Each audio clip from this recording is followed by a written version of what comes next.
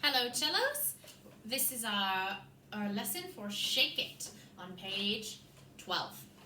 So we're going backwards in the book before we go forwards because there's something we need to practice extra carefully before we move on, because next week we'll start adding fingers to our playing. Okay?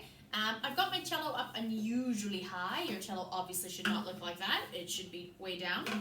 But I wanted you to be able to see what I'm doing properly. Okay? So this song is all about crossing our strings without hitting other strings, which is actually really hard to do when it's up by my face. Okay? So in order to do this, we need to work on balancing our seesaw. Okay? So if I want to play a string, I actually move my bow like it's a seesaw until the string I want is balanced right in the middle of the seesaw, and then I pull straight. And if I keep my hands balanced, I'll only play one string. Okay? And that's what we need to practice really carefully. So we should be able to do a long, slow bow. Obviously not looking like this because our cello is not going to be up next to our faces. I just couldn't make the camera go any lower. Okay? So we're going to watch that so that we are balanced and only playing one string at a time. When you want to change to the next string, you just tip your seesaw. So you're balancing on a different string now.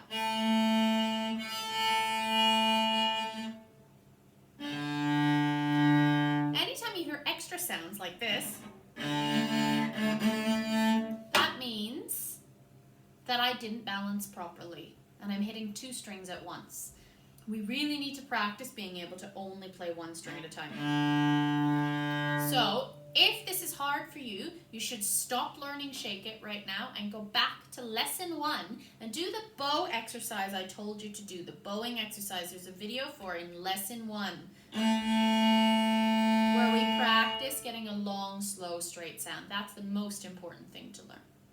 Shake It only uses our A string and our D string. There's only 2 notes in Shake It because we're just practicing properly bowing and crossing our strings.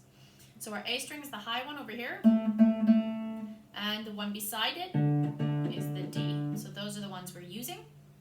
We have 3 A's and then a 1 beat rest followed by 3 D's, which means we've got 1 beat to change the angle of our seesaw. So we have A, rest where we tip, D, D, D, and in that rest after the D's, you once again tip back. Rest, A, and tip. Good, so I'm going to put it down to a normal level so I can play it.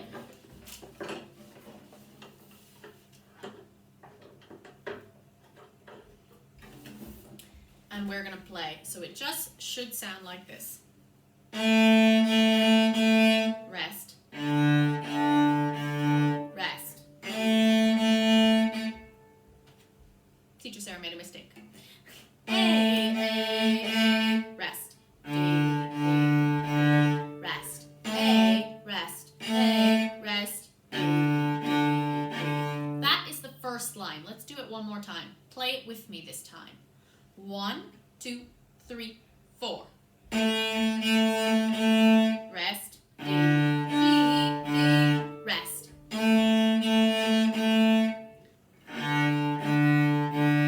So that's really easy actually, but I bet when we played it that fast, you got other sounds. So what I want you to do is practice really, really slowly. Just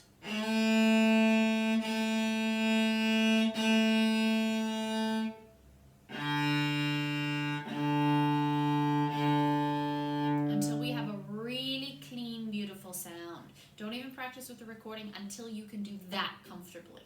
Only when you can do that comfortably do you play the whole song. And the whole song is actually that same pattern repeated again and again. You just need to count and watch your bowing. Have a go.